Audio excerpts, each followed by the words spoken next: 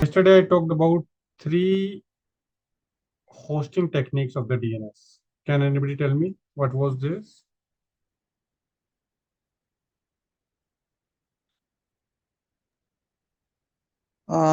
We discussed resource record and Talked cache. about hosted DNS. Then what were the 2?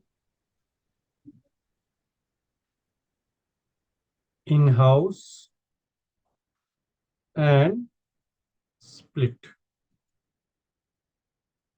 Okay. Can anybody explain about it?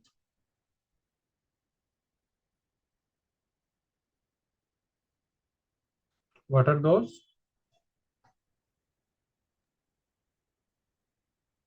In-house is the local DNS, so all the responsibility for the single organization. True. So depending upon our infrastructure, we can own one of these 3 solutions. Hosted DNS server is bit like your third party. In-house bit like you are only the managing. Split is 50% or 20% or whatever percentage you can decide. Hosted, and some of them is in-house. So you are combining the 2 approach. That is how you can manage your DNS, or like for an organization, you can just use such kind of approach. Okay, so this is an hybrid approach, I will say. Hybrid approach. Correct? No doubt? Yes. No doubt. Sure, please, can you please repeat for the hosted and in-house? I did not get it. In-house. In-house is the one when you are managing your DNS server, like privately self-managed DNS server, you can say. Okay, so in this case, you have full control, right, on your DNS server. You can customize it. You have the privacy, security. On the other hand, you need the expertise. You need the scalability solution for redundancy. Downtime risk are there. Maintenance is there. Cost for sure for the hardware, software license, personnel who are managing this infrastructure. That cost will come into the picture. Okay, Patrick? Okay, it's clear now. Thank you. Sure.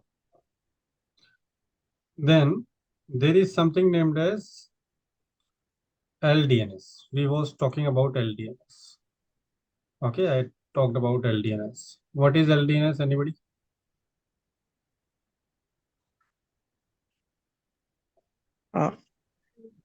It's a local DNS server. So Local DNS server. here we can create authoritative zones for organizations. Sorry, where? On local DNS server, we can create authoritative zone. Okay. So that is somewhat we need to understand. Okay, that is may or may not be, but yeah, it is a local DNS server. That is true. This is also named as DNS resolver. Okay, because your query eventually go to the, if like you are an user, you wanted to send a query, this query will go to your LDNS. Okay. For the home user, as I told you yesterday, there is a modem provided by your ISPs. That modem will act as a LDNS. But for the organization people, okay, the people who are working in some organization, they might have some LDNS, okay, maybe some server, which can be a bind server. I will be going to talk about this bind and all those things. Maybe some F5 GTM server can be there. There is, what was that, IPAM or some, I am forgetting the tool name. If I'm not wrong, it's IPAM, yeah. So there are a lot of tools, by okay. So there can be any one of the tool which is acting as your LDNS. Are you getting my point? So Yes. a DNS resolver is a component, you can say, responsible for querying the DNS query further out of your domain or out of your infrastructure, and it is facilitating the transaction or the translation, right? So it will communicate from the internet, maybe to the top level domain, to the root server, and blah blah blah. And it is acting as a relay agent, you can say. Okay, and it has its own cache also, so that when you are having some positive result or maybe some negative result also, so you can have some caching or the negative caching for sure. Any question?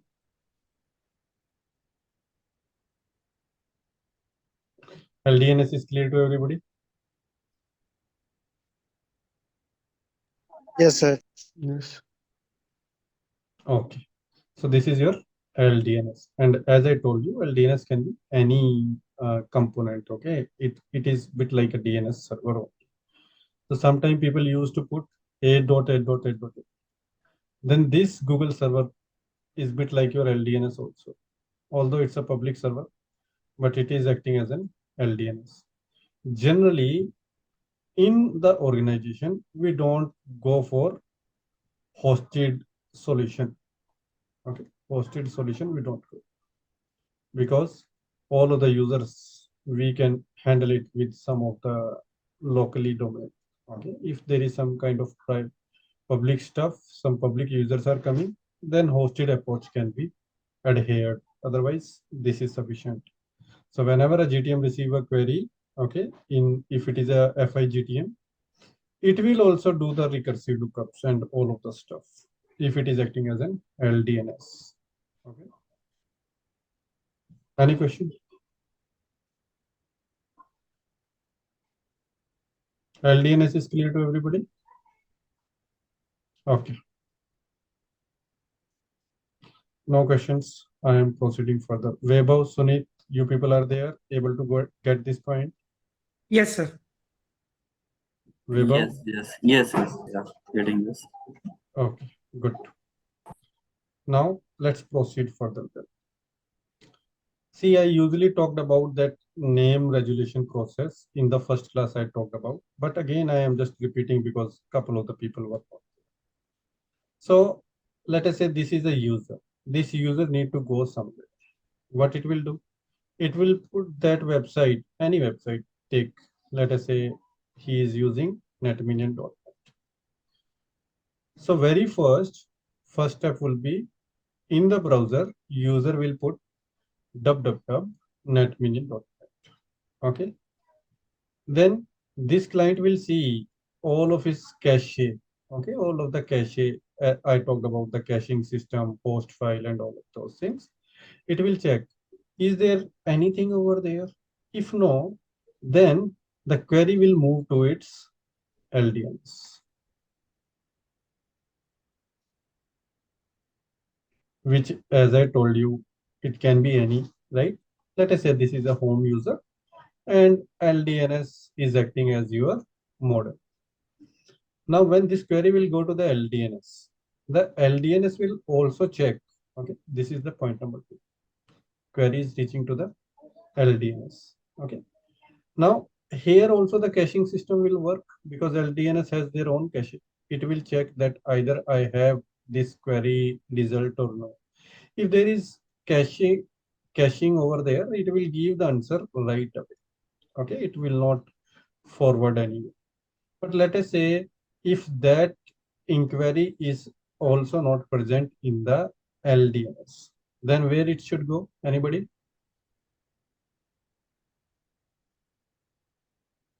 Root server, maybe. True. It will go to the root server.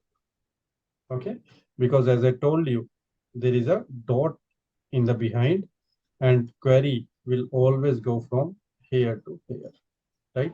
So very first it will go to the dot. Okay, so that dot is what? Root server. And to reach to the dot server, for sure, it has to go through the some cloud. Okay, so this is your third bucket. Now, a simple question to you people. Root server will give the IP address of www.netmillion.net, yes or no? If yes, why? If no, why?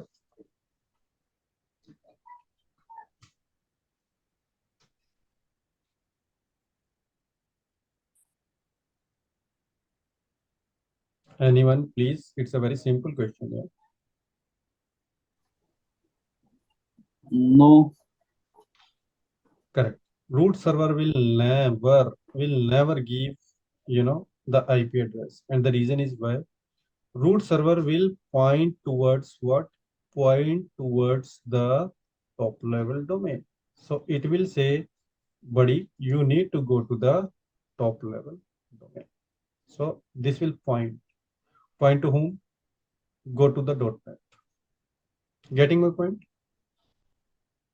Next thing, LDNS, again from the internet, will go to the top level domain, which in our case is net. Okay.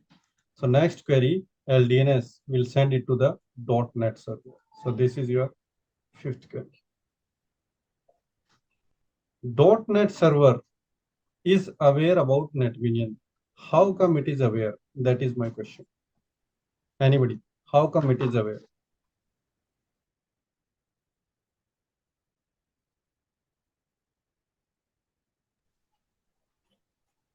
It should be registered on, I think, NetMinion should be registered on .NET server maybe. Yes, yesterday I talked about like we need to register the IP address. Whenever we are taking any IP address, there is a proper registration process.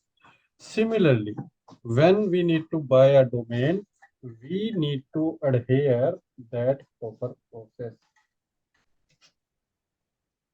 So if somebody is taking a domain, then that domain is getting registered, and your top level domain, people are aware that this domain existing inside into me. So .NET is aware. And which entry .NET has? Anybody? Which entry? The A Name server name record. server. Yeah. Okay. So sixth, it will point to the .NET and it will be name server records. Are you people with me? Getting this point so far? Yes or no, please? Anybody Yes. who has doubt? Yes, sir. Okay. Then it will go to the DNS server of NetMinion .net. So now your query is moving over here. This is 7. Now this guy will also revert. Which kind of like record it will revert with? Anybody?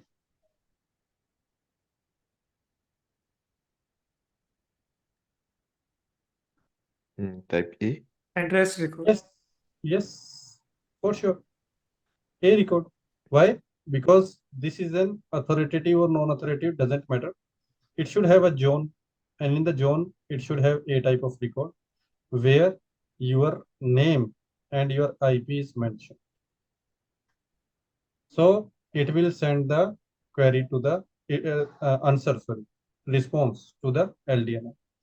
Once LDNS has this answer, it will send to your client. It will cache also, for sure. I am not showing you the caching, but it will give you the answer. Let us say this netminion.net has the IP 2.2.2.1. So it will send the IP 2.2.2.1. My question, what is this IP 2.2.2.1? Anybody? What is this IP 2221? Anyone? Is a VIP, It is a is a listener IP or with no. virtual address. This is listener, by the way. Those Oh, people who so are not aware virtual about server. those people who are not aware about listener, forget. Okay. need not to understand. So let me remove it. Otherwise, you people will get confused. So this is virtual server. Yes. So if there is no F5, then what?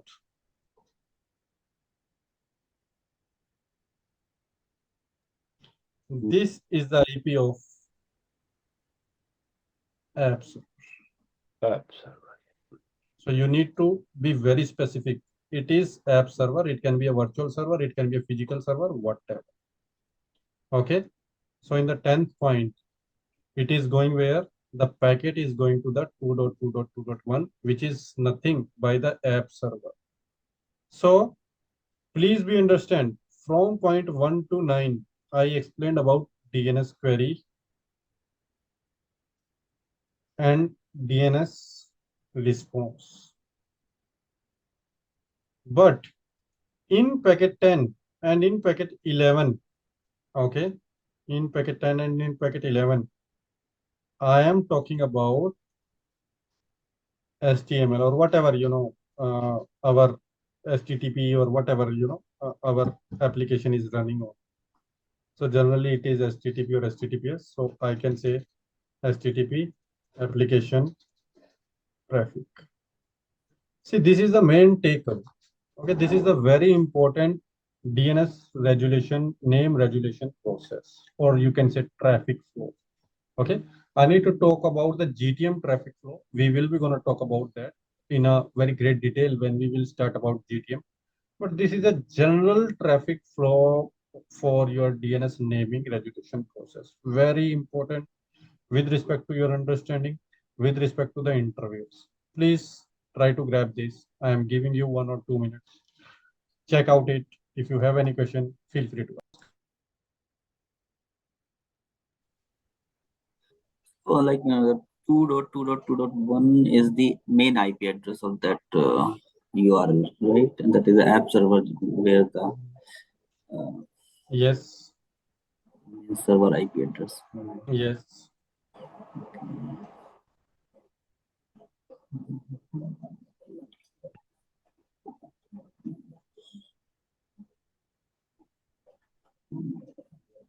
And why we need IP, by the way? Why we need IP? Anybody? Why we need IP? Because system don't understand like many. System understand. Why a system will not understand? System understand. But why we need IP? You need to think like that. See, very basic fundamentals is routing. On layer 3, when packet will form, you need a source and destination IP address. So who is the destination?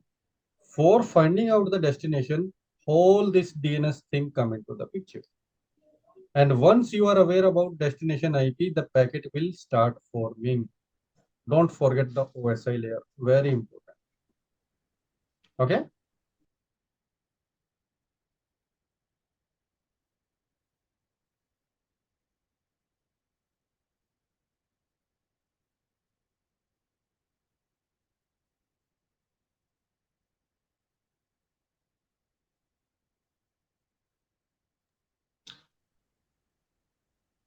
So may I proceed, guys, if there are no questions? A quick one.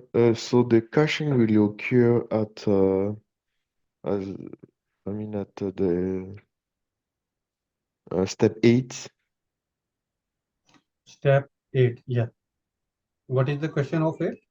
So the caching, it will occur at step 8 when the Yes. local Question DNS is will. answered, right. Question is answered to the LDNS in step and to the client in the step 9.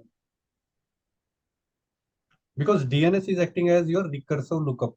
Yeah, it is your doing the recursion or the whole stuff. It is forwarding. It is acting as a relay agent.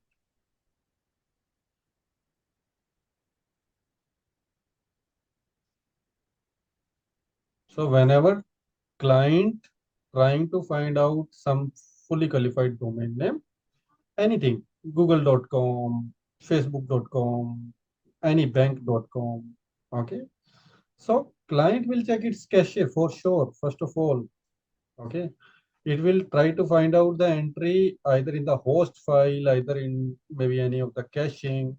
If there is nothing over there, only then if it find out from there only it will get resolved.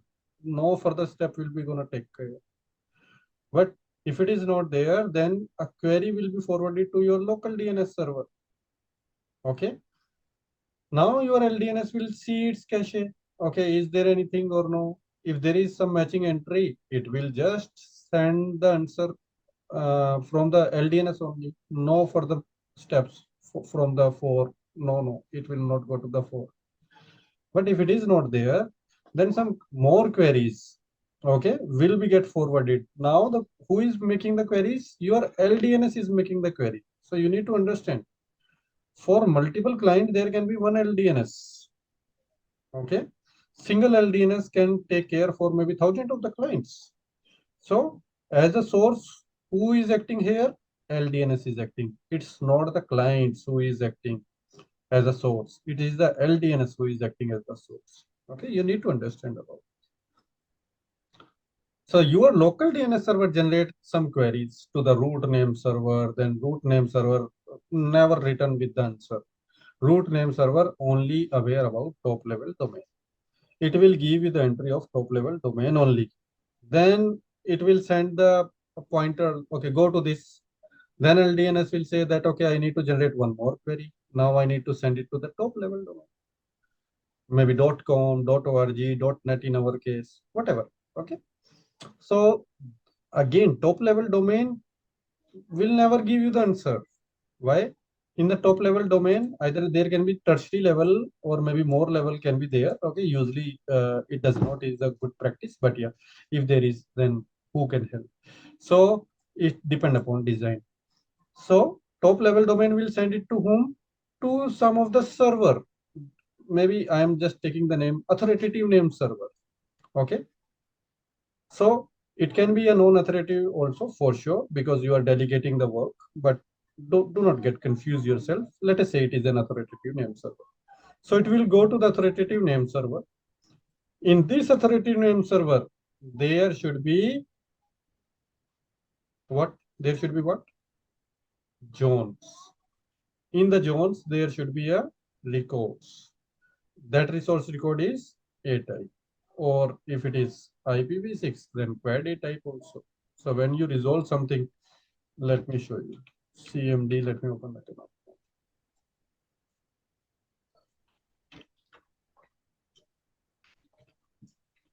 So when I'm just saying, sorry, google.com. How many results I am getting? Two. Two. Why two? IPv6 and IPv4. Yeah, because name to the IP and name to the IPv6, both entries are present in the server where I am querying. And it will check that, okay, you want google.com. I have two entries. One is A record, one is quad A record. I am giving you both. Okay. Everybody is on the same page. Fine. Yes, sir. Okay. So that is how the flow will happen. But if there is any question, you may feel free to ask this.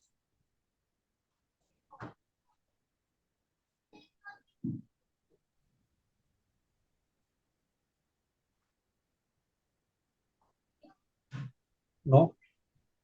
Okay. Let me now talk about some more. See, when you are querying, there are two types of query. One is client is going to the LDNS. Second, LDNS is going through this whole process from 4 to 8. So from 4 to 8 and from 1 to 2. These two type of queries are there. Okay. So you need to understand the to understand the process behind the DNS resolution. You need to understand about the hardware components involved, and DNS query is getting passed between whom to whom behind the scene. Okay, and how it is interacting with your initial request. So there is a DNS recursor. Who is DNS recursor? LDNS. Okay. LDNS is your DNS recursor. So this recursor means bit like a librarian, you can say. And our query, you can say that some person is going to the librarian and wanted to say that, okay, give me a book. Okay. I want a book, a specific book, maybe Pareto principle, 80/20 rule. I want that book. And I am saying to the LDNS that, okay, librarian, give me that book. Okay. Now, this DNS recursor, or here it is a server for sure, will get or receive the queries from the client machines, bit like in the same way as I am giving you an example of librarian. So this recursor will check that, okay, I have this query. Now I need to resolve this query. To resolve this query, it will send to whom? To root server, right? So root server is the very first thing. It is bit like he is referring to the index. Okay, index. He is referring to the index. He is just checking the books where I am keeping the books. Okay, so root server will never resolve the query. That is only the index. Okay, then in your case, LDNS, when going to the root, means librarian is referring the index, and from the index, he is finding out that, okay, there is a rack, specific rack, maybe in such and such room. I need to go over there. So .NET is bit like a rack. Okay, rack of books is there, and that specific book you need to find it out. Then .NET is a rack, but inside into the rack there is a specific maybe position over there in the rack where .NET is giving you the detail that, okay, there is a specific position you can find out. And this DNS recursor, who is acting as a librarian here, will find out that book and then deliver it to the client. So that is how this whole process will work. And as I told you, there are two type of queries which is happening over here. One is recursive query. Recursive query is taking place always between the client and recursive server, which is LDNS. So 1 and 2, what I am mentioning, 2 is the answer for sure. So 1 you can talk about, that is a recursive DNS query. Okay, recursive DNS query. Then when somebody is asking for recursive DNS query, the answer, there would be always a answer or an error. There cannot be anything else. Okay, either there will be an answer or there will be an error. Like yesterday I just did the NS lookup for blah blah blah.com. So that didn't answer, that was an error. So always recursive query will have in response an good answer or an error. Whereas if you talk about from 4 to 8, right, which is named as iterative DNS queries. Okay, iterative DNS queries.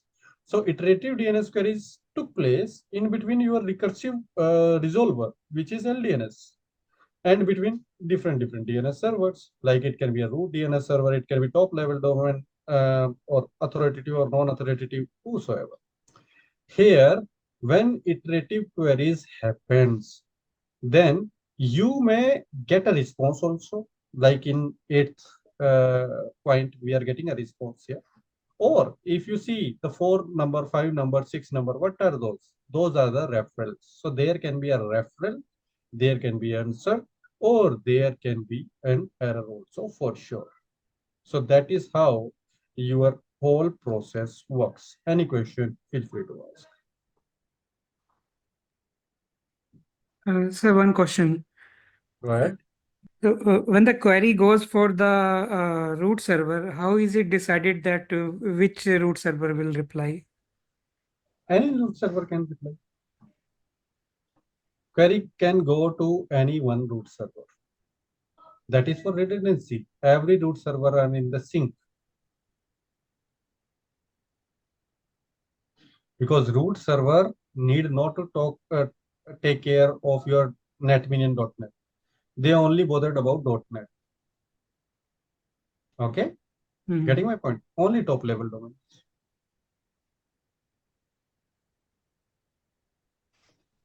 Any other questions? Sunit, your question is answered properly, or any other thing? Any other doubt? We're a little still confused. See, because the query goes to all the root servers, so because the DNet package So had let us say these root servers are segregated in different geolocations. You are in US, and I am just giving an hypothetical example. Your query is going to A. Similarly, same query is initiated by somebody, maybe by Ismail, and Ismail in Middle East, let us say. And his query is going to the server M. So server A and server M are receiving both same queries, www.netminion.net, both of them. Okay. Now, both of these servers are in sync, and they are aware that where .NET is residing. And even .NET servers are different segregated. Okay. So they can send this query. Again, they will point out to some IP address. Okay. They will give some IP address like, okay, for .NET, go to 57.1.1.1. Okay. Let us say for A server is responding with this. M server is responding, go to 179.1.1.1. And these are .NET server only. But in both of the .NET server, NetMinion.NET server IP or the name server record is, let us say, 1.1.1.1. And both of them will refer to go to 1.1.1. And then 1.1.1 is this particular, DNS server, your authoritative or whatever, which has the entry of a record for NetMinion.net. Getting my point now? Yes. So that is how it happens. Okay.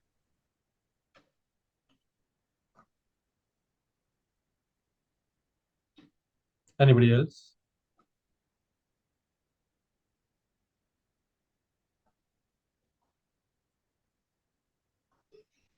So what is recursive query, DNS query, iterative DNS query, and other points? I hope you people are able to know. If there is any other question, feel free to ask.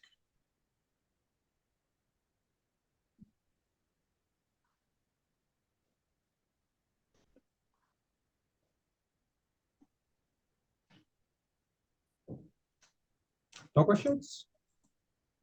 Great. Let's proceed. There is a technical term named as lame delegation. Same process what we talked about, but just a term I am talking about. Lame delegation. So anybody heard about it? Lame delegation, lame response, or lame referral, same words. So when your LDNS, is going to dot server, top level domain server, then maybe your authoritative server, or somehow like that. Okay, all of these queries are happening here, in between these two. Yeah. So you are getting referred to somewhere else, right? So when performing recursion, the process of looking up a record from the DNS server, your name server must generally query the several, I will say, uh, like several servers it has need to go by checking out the referrals, walking down the chain of the authority to find out the answer. And that is what it is named as lame delegation. Okay. So this is the same technical word, I will say. Nothing new, but yeah, it is simple thing. Now, anybody, what is caching? We talked about it. Just to refresh, what is cache or caching? And what is the field in DNS which store the caching?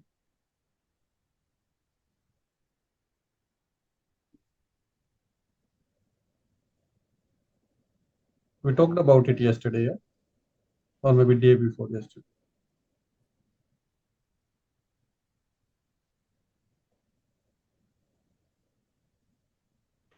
Which field is there to cache the answer?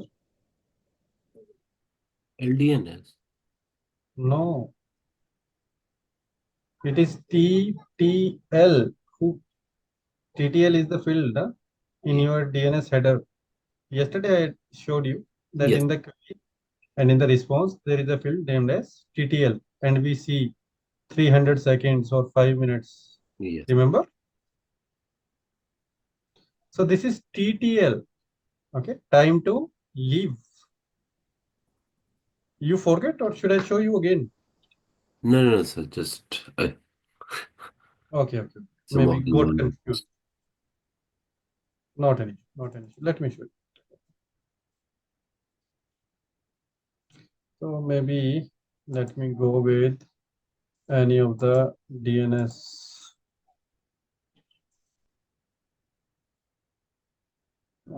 Server is not working. Just give a minute, guys. Okay. There is some issue with the server. Okay. Let me go to the NetMinion.net. Control-Shift-R. Okay.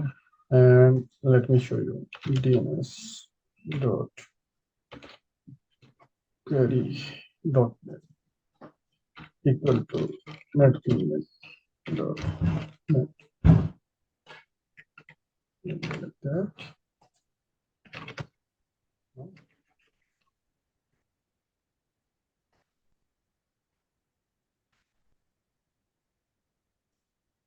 Oh, come on, stop now. So you can see that there is some DNS query here. There is some DNS query, and this is a query for sure. Now we need to see some kind of response. Yesterday I showed you all queries, no response. Why? Because we talked about query only. Let's go to the DNS. So here, if you see DNS query, where is the response? Huh? No response. Here is the response. So here, if you saw yesterday, this is what I was mentioning. See, some of the websites, it is purely depend upon, application to application, what application wanted to set. It can be 5 minutes, it can be anything. So do not get confused that why it is 0 seconds. It can be any. So let us see. See, it is 2 minutes 45 seconds. Can you see that? Time to live. Guys, are you able to hear me? Yes. Yes. Okay. So see here, it has 15 minutes. Okay. So it is query, it won't be, there is a response, it has 0 seconds. So let us talk about this caching. So caching, as I told you, this is a TTL field. Okay. And why caching is important, by the way? Is the caching should be there or not? First question. Caching should be there or not? What are your views? Should be there, sir. It should be there. Okay, that's good. Now, anybody else who think that caching should not be there? Anyone? Why it should be there and why it should not be there, and how much caching should be there? Max 5 minutes. Why only 5 minutes? It is good, na? If queries are not coming to my authoritative server. No, Yeah, that's right. it will be relieved. So why Yeah. 5 minutes? So maximum, how much we can use, I don't know.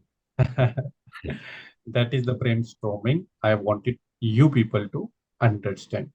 See, caching, you are understanding what the caching is, right? Now you need to understand caching means caching the answer for specific amount of time, and that value we are putting in the TTL, right?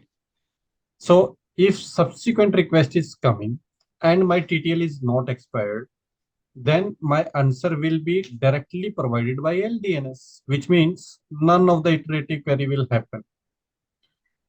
Now the size of TTL can impact the client access to a service. If you will give a very large value, okay, to your DNS server. And if your service is down, let us say, answer will be provided by whom? Answer will be provided by your TTL or your caching. Maybe that server is not live currently. Are you people understanding my point? So large TTL value is harmful.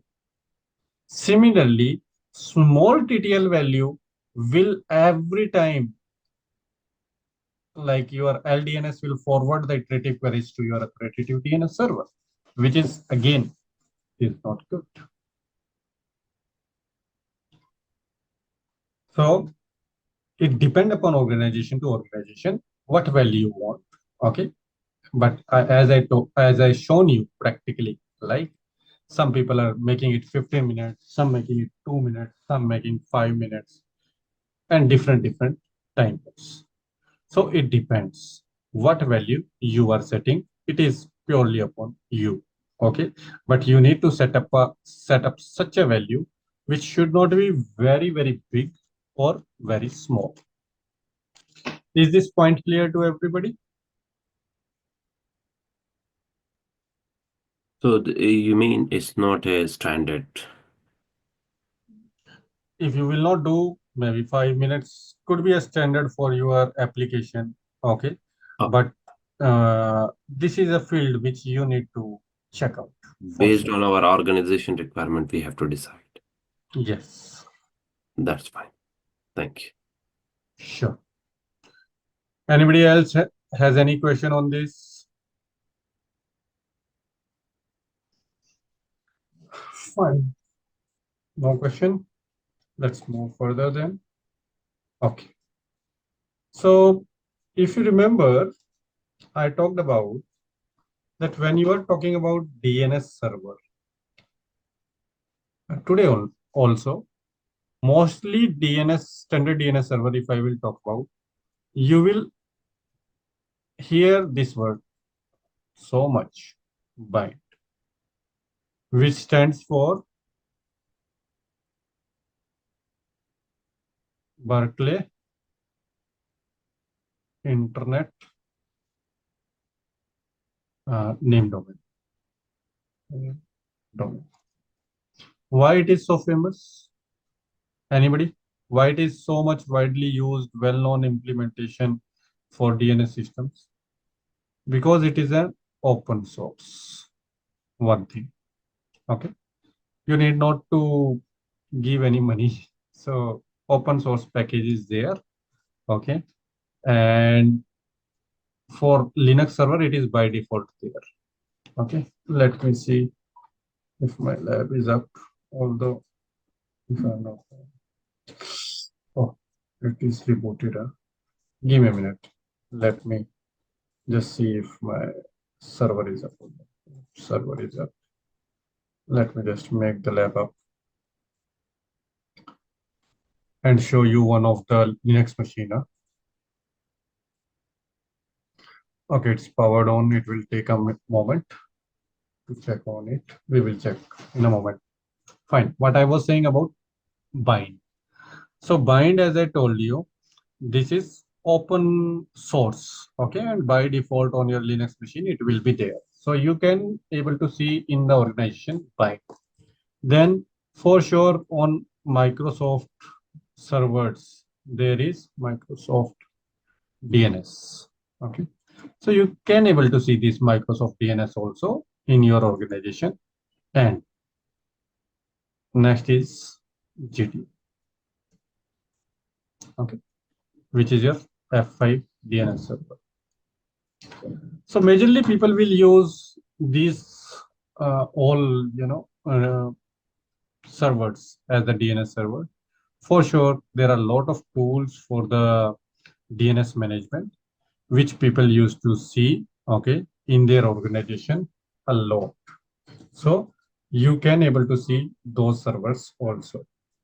But let me talk about bind. As I already told you that maintenance is really very high, and all of them are,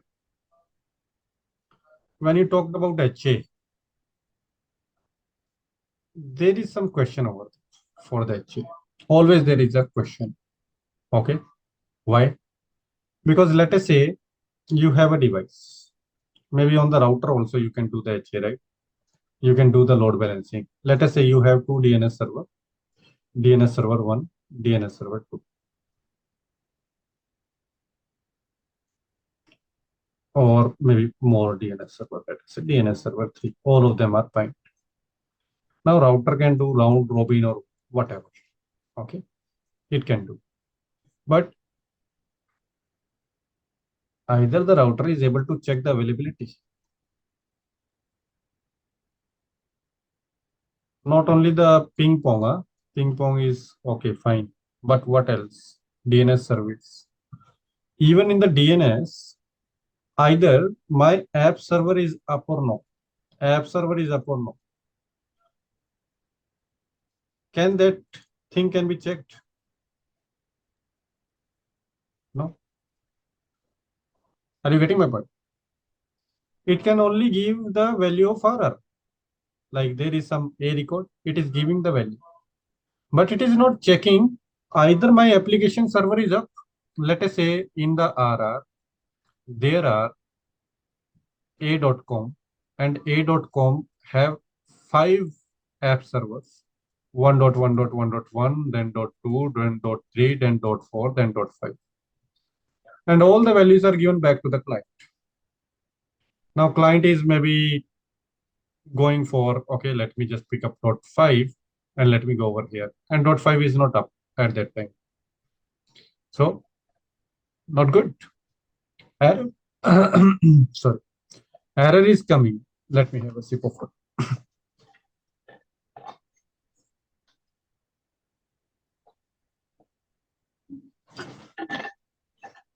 So there can be potential errors which can come. Okay. So it cannot guarantee the client is using same IP even. And what if these servers are distributed among the different geolocation? Maybe one is from the EMEA, one is from the APAC, one is in the Africa region, maybe Middle East region or whatever. Now this client is from US and he is getting maybe the IP from the Africa region. Not good. Yeah. These are the problems which your F5 GTM is resolving. On the top of that, security. Okay. Are you getting the limitations of the standard DNS server? Anybody? Any doubt? Am I audible? Yes, sir. Okay. Clear. So these are the problems. Okay, these are the problems which we need to resolve through F5 GTM. Not only this, I will be going to talk about a lot of more things. But this is an overview, maybe I can say overview. So big IP, when we are talking about GTM, address all of such issues and way more than that. Okay, like it will only resolve the working address. If some app server is not working, it will closely monitor either my app servers are working or no. If not working, then it will not give that IP to the LDNS. Okay, LDNS, if query something, it will see who is up, who is the closest, right? Closest means as with respect to the geolocation. How it will come to know who is the closest? Anybody?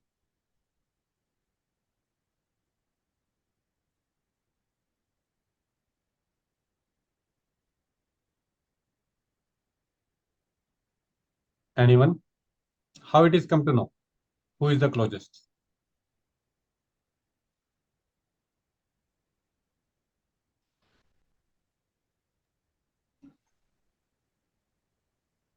Are you getting my question or no? No, sir. Can you? No. Okay, let me talk about the question then.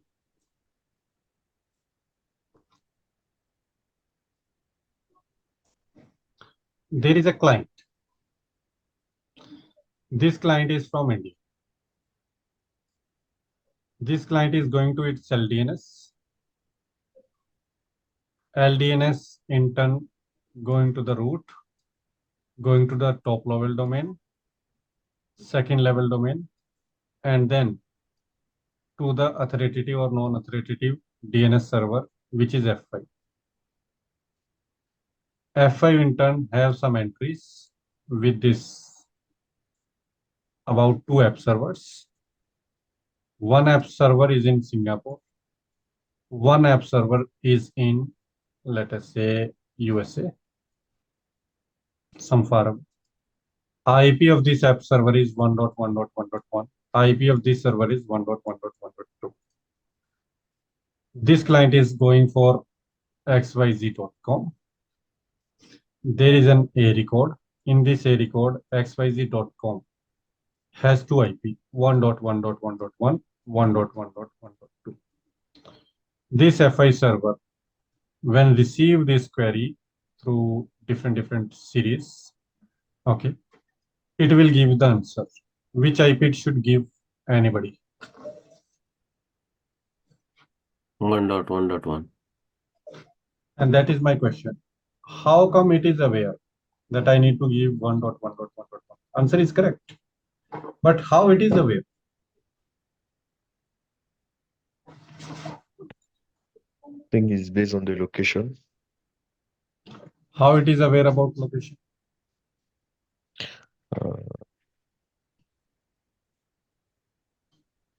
See, this user should have an IP address, bit like some private IP, maybe 192.168.1.1. How come it is aware about the location of the user?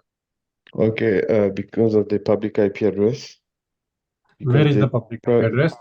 the private is not to the public IP address. But I didn't brought any public IP address. I have only private IP address. Why I will buy the public IP address? Because the public IP address is generally based on on the location, what you have explained yesterday, the RIP and all those. True. So you are right, but you are not able to answer my question. So what I wanted to listen is, query will be never sourced by user. This is what I explained before some time. Query will be always sourced by whom? By LDNS. LDNS, yeah, LDNS. That is what I wanted to listen actually. But yeah, with respect to the routing, you were saying right. Okay, for sure. Private IP cannot communicate over the internet. Okay, but I wanted to listen something else. That is the reason I was asking. Fine, good. Okay, now second question.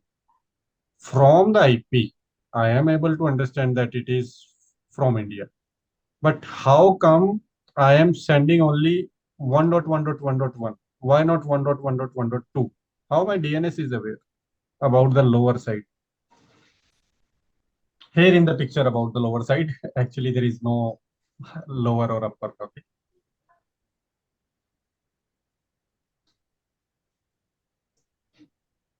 Is this question clear to everybody? Sunit, Vaibhav, Prashant, Patrick, Ismail?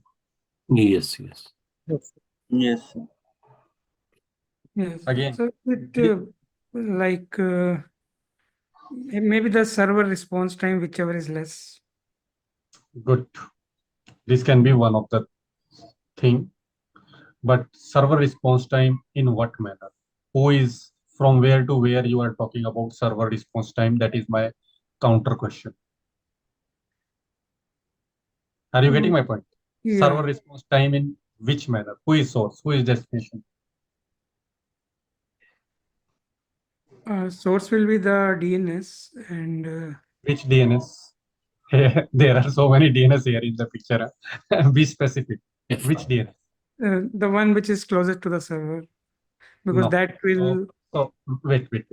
Talking about LDNS, talking about root, top level domain, second level domain, or F5? Which DNS you are talking about? F5. F5. Let us say this F5 is in USA. I am changing my question now. Okay. Now tell me. From where to where you are checking? Are you getting my point? I am trying to, why I am asking this question, because I want to give you a visibility how it works. Right. So just think about it, okay, and give me the answers.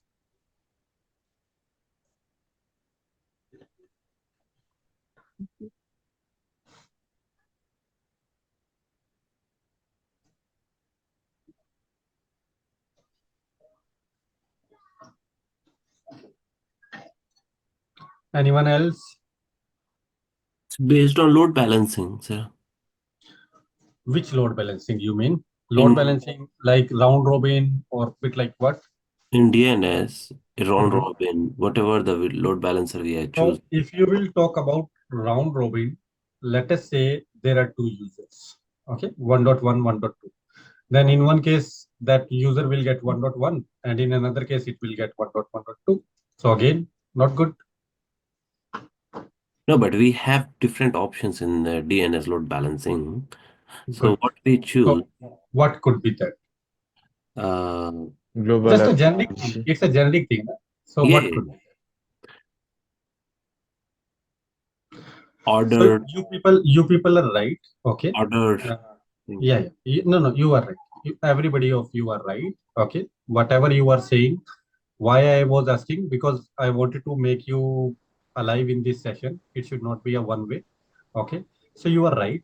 Generally, there are some options for sure, which I will teach you later on, but it will check the source and destination bit like that. Just FYI, Sunit.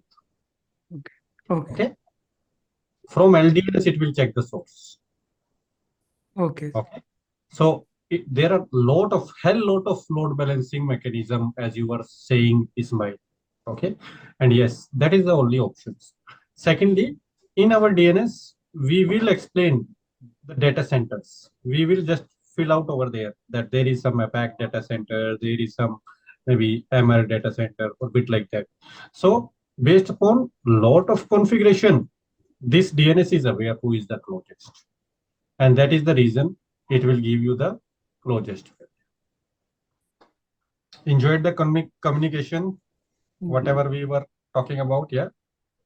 Yeah, that's good. When you are putting the question, Right. the So brain start working. this is what the troubleshooting is an approach, This is Right. what the troubleshooting starts when you do the brainstorming. Okay, fine. So when you are going to the closest, it means slowest thing is avoided, because slowness is very important factor for any of the application, performance. So performance increase, slowness decrease, and maybe lot of things you can add on over there in your interview. You can just talk about that. Okay, these things are getting addressed by F5. If somebody will ask why F5, okay, I will be going to talk about more, but I am just trying to give you one by one. Okay, any question on this whole conversation? Anybody? Any question? So is it due to this reason when we open Google from anywhere, but it opens from your whichever the region you are, even if Yes. you Yeah. okay. So if you are connected with VPN, you will go to let us say you are connected with Singapore VPN, you will see Singapore user flashing away over there. Why? Right. Because your LDNS is now Singapore. Yeah. Correct. Okay. Yes. So that is the reason.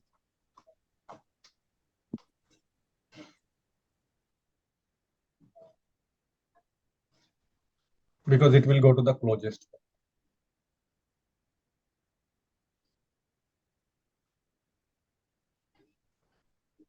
Okay. Vaibhav, Prashant, you people are very quiet. Understanding the concepts? Yes, sir. Yes. Fine.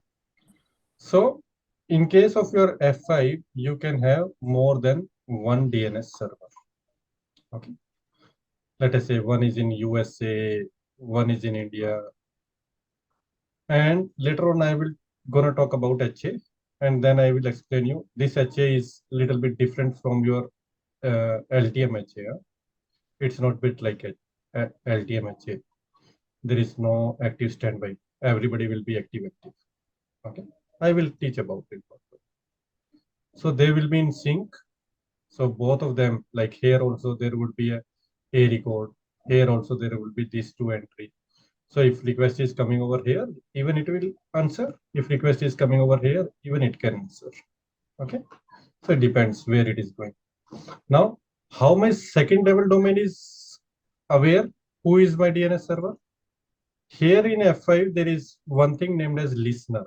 Okay, just try to understand. There is one thing listener. Let us say this listener IP is 2.2.2.1 and this IP is 2.2.2.2.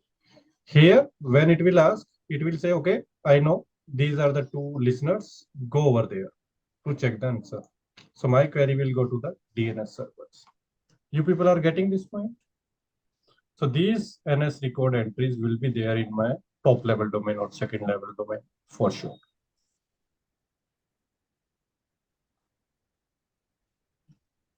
Is it fine, guys?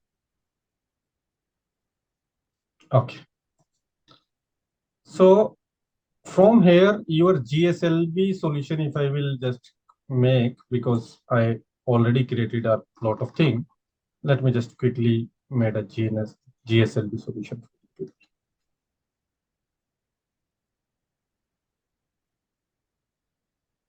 Let us say there are some clients who work up.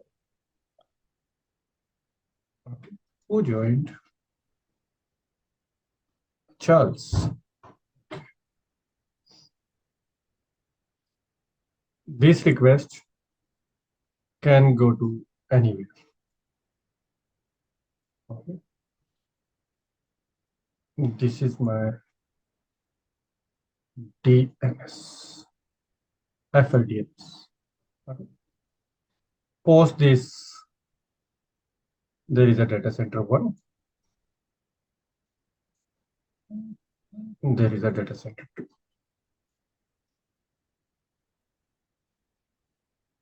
Here maybe let us say some application servers are residing. Here also some application servers are residing. Okay. This is IP 10.10.10.1. This is IP 10.10.10.2. This is IP 10. Maybe separate region. So let me just take the IP 172.16.10. Here is the IP 172.16.10.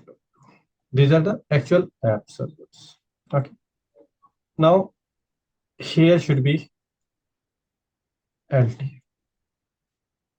Here also should be LTE. Okay. On LTM there should be a VIP. Here also on the LTM there should be a VIP. Here should be a listener. Okay. I'm just creating every listener IP maybe 2.2.2.1. This IP may be 192.168.1. This IP may be 192.168.10. Okay.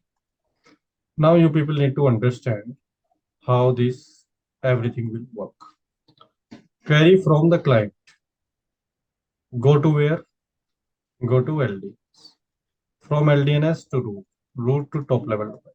Top level domain has the entry of the listener IP, which is 2221 in our case. Listener must have two entries for this application. One is for 192 for 168 for 1.1 and second entry should be 192.168.10.1. In turn, this also has two IP of the app server, which is 172.16.10.1. Here 172.16.10.2. Here there should be two servers again.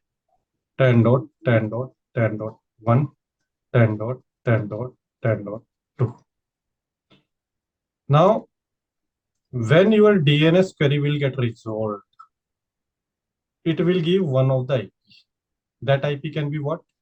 Let us say this is public IP. Yeah? let's understand. Do not confuse. Okay, I don't want to change the IP. Let us say these are public IP. So one of the IP will be unserved, like 192.168.1.1.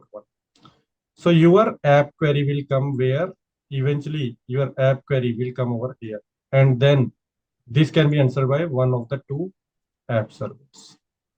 Are you people understanding this concept? Everybody getting this point? Yes, no, please. Yeah. Okay. Charles, Ismail, Sunit, Weber, Prashant. This point is clear to everybody? No. No. What point is not clear? Tell me. Or you try to explain, I will correct it. Let me just remove this.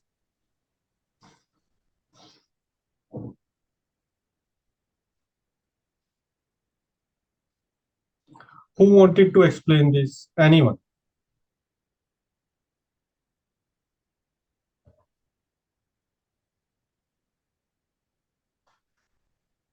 Okay, let me explain. See, actually, your app server, there are two things. One is app server, one is DNS server. Okay, you need to think about it. This pink stuff is the app server.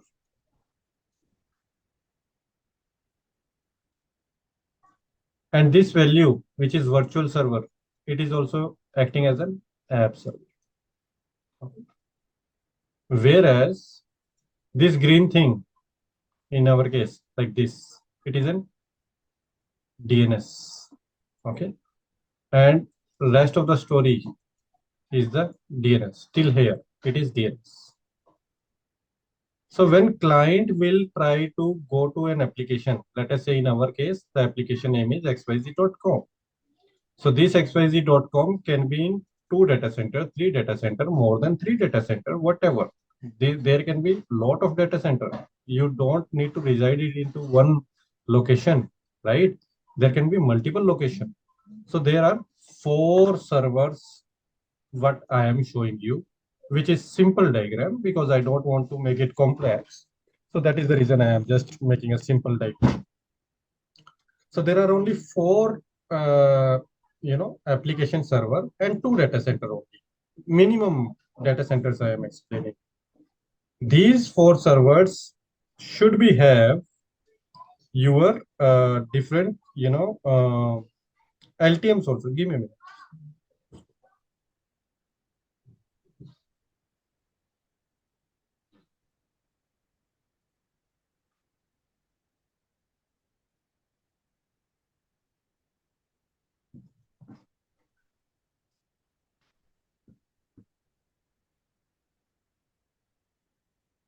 Okay.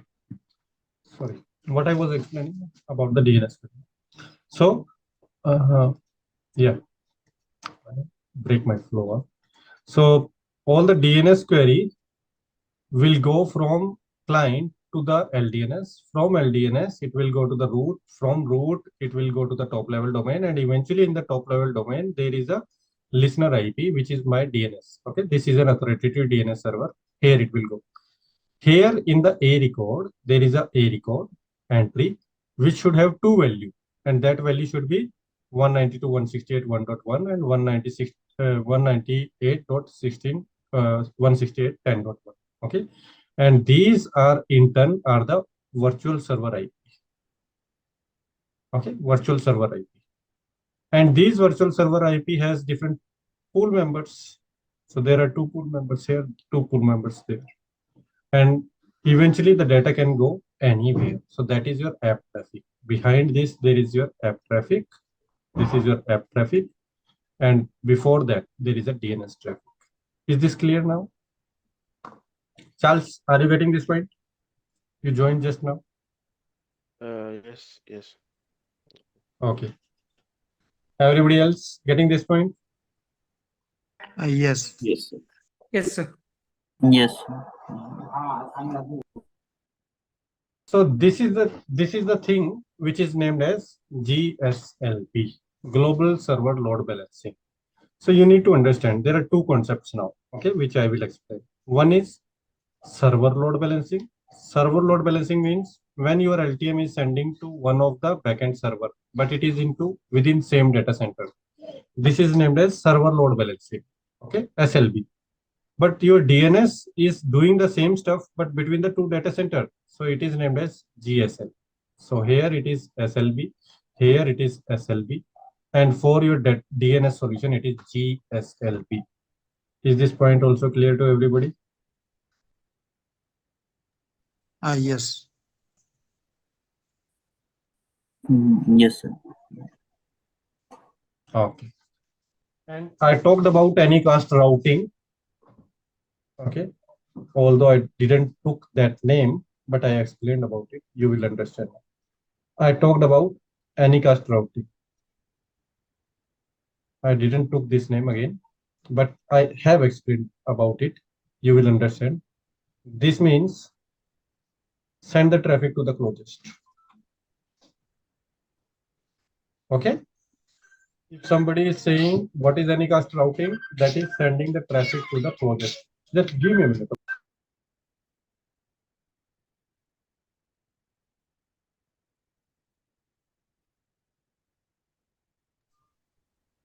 Okay, so this is named as anycast routing. This is a general term, not related to the DNS, but a general term.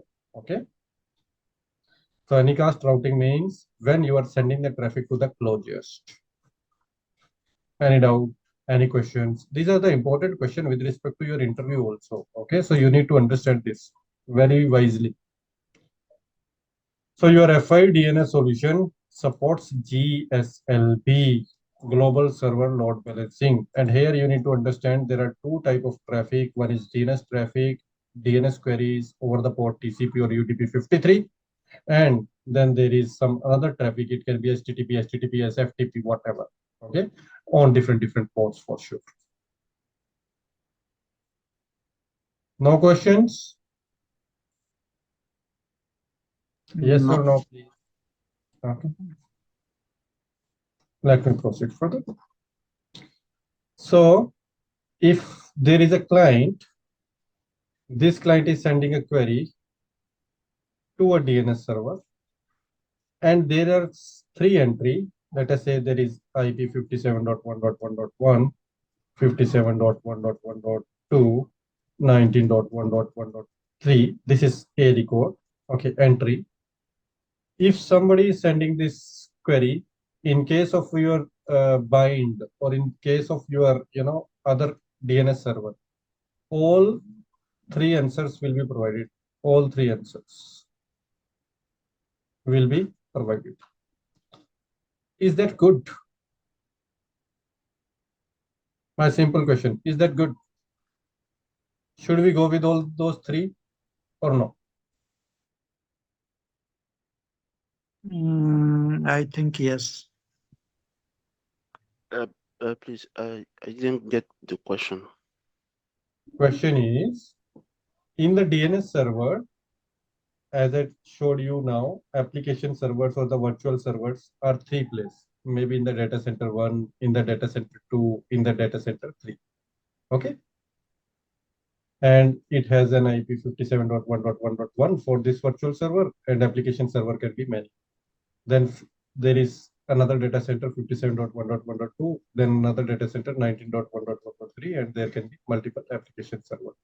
So what I am saying, when this query is coming to my DNS server, he is sending all the three answers to the client. So client need to choose one of them. Is that good or bad? That is what I'm saying. It is bad. I think the closest application. Right. The closest should be sent, and not only closest, but one who is closest and who is up, and availability should be also checked. Let us say all of these actual pool members are down. Okay, and this is the closest. And if somebody is sending that, is that good? No. No. Right? So Yes. That is where our F5 is taking the lead. Why?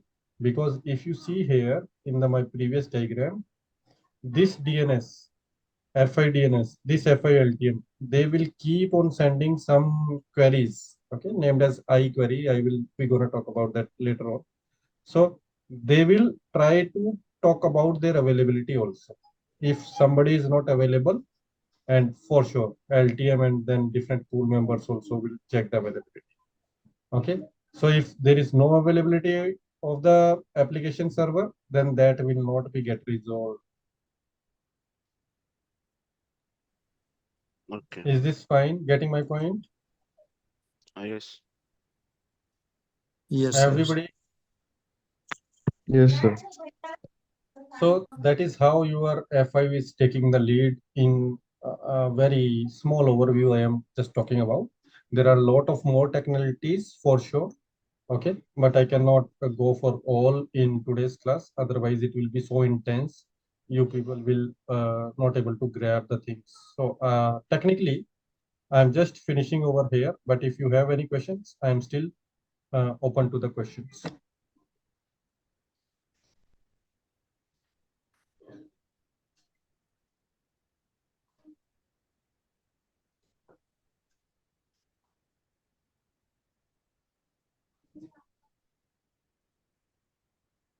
Any questions to anybody? No. So some of the topics what we discuss is lame delegation. Okay. About the naming, regulation, flow. We talked about anycast routing. We talked about GSLBs.